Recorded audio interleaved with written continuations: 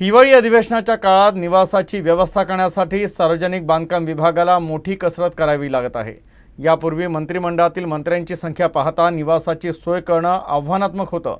मात्र आता मंत्र्यांच्या सहाय्यक कर्मचारी आणि खासगी सहाय्यकांसाठी देखील निवासाची व्यवस्था करणं हेच नवीन आव्हान बनलं आहे। मंत्र्यांच्या पीएनसाठी निवासाची कायमस्वरूपी सोय उपलब्ध नसल्यामुळे रवी भवन परिसरात एका डोमची उभारणी करून त्यात तातडीनं निवासाची व्यवस्था करण्यात आली आहे।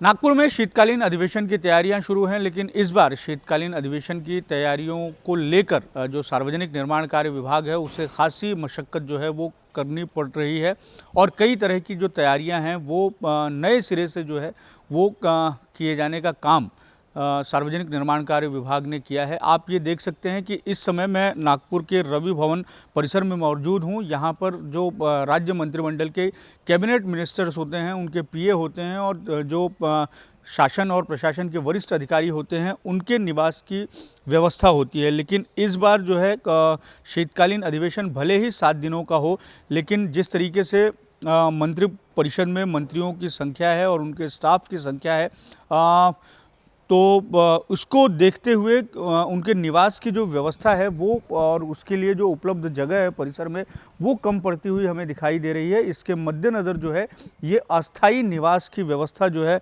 वो यहाँ पर की गई है। रवि भवन परिसर में ये पहले सर्वेंट क्वार्टर थे। इसी जगह पर जो है एक नई इमारत प्रस्तावित है। उस काम को अभी शुरू होने में देरी है, लेकिन शीतकालीन अधिवेशन के मद्देनज़र जो मंत्रियों के पीए हैं, उनका जो सपोर्टिंग स्टाफ है, उसके रहने के लिए यहाँ पर अस्थायी व्यवस्था जो है वो होती हुई हमें दिखाई दे रही है। सार्वजनिक निर्माण कार्य विभाग ने जिस तरीके से उसके पास में निवास की व्यवस्था को लेकर जानकारी निकलकर सामने आई थी और मांगे निकलकर सामने आई थी, उसके बाद में कुछ इस तरीके से भी व्यवस्थाएं की जाती हुई हमें दिखाई दे रही है। यहाँ पर एक डोम हमें तैयार दिखाई दे रहा है और इस डोम के नीचे हैंगर के तौर पर जो आमतौर पर हम देखते हैं कि जो अलग अलग इवेंट्स होते हैं उसमें वीआईपीज़ को कुछ देर रुकने के लिए या आराम करने के लिए जिस तरीके की व्यवस्था रहती है, ठीक उसी तरीके की जो व्यवस्था है वो यहाँ पर होगी।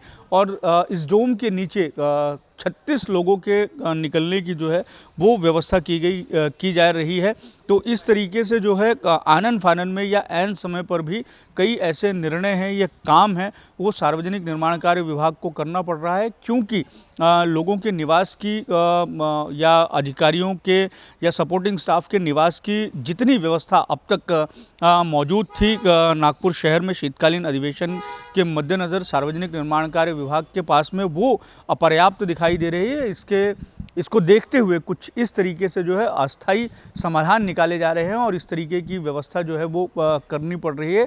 और इसके पीछे की एक प्रमुख वजह यही है कि हालांकि इसी रवि भवन परिसर में जो मंत्रियों के पीए हैं उनके निवास की व्यवस्था जो है वो मौजूद है, लेकिन वर्तमान दौर में हम देखते हैं कि जिस तरीके से मंत्रियों के साथ में एक बड़ा सपोर्टिंग स्टाफ होता है जो पीए के तौर पर या स्वी सहायक के तौर पर काम करते हैं, उनको निवास की व्यवस्था उपलब्ध कराकर देना भी एक तरीके से सार्वजनिक निर्माण कार्य विभाग की जिम्मेदारी होती है। तो जो इंक्वायरी आई थी या जो डिमांड आई थी उसके अनुसार इस तरीके के जो अस्थाई व्यवस्थाएं हैं वो भी विभाग को करनी पड़ रही है और इसी के मद्देनज़र जो है वो ये पहल होती हुई यहाँ पर दिखाई दे रही है। वीडियो जर्नलिस्ट दिनेश सातपुते के साथ दिव्येश द्विवेदी, यूसीएन न्यूज़, नागपुर।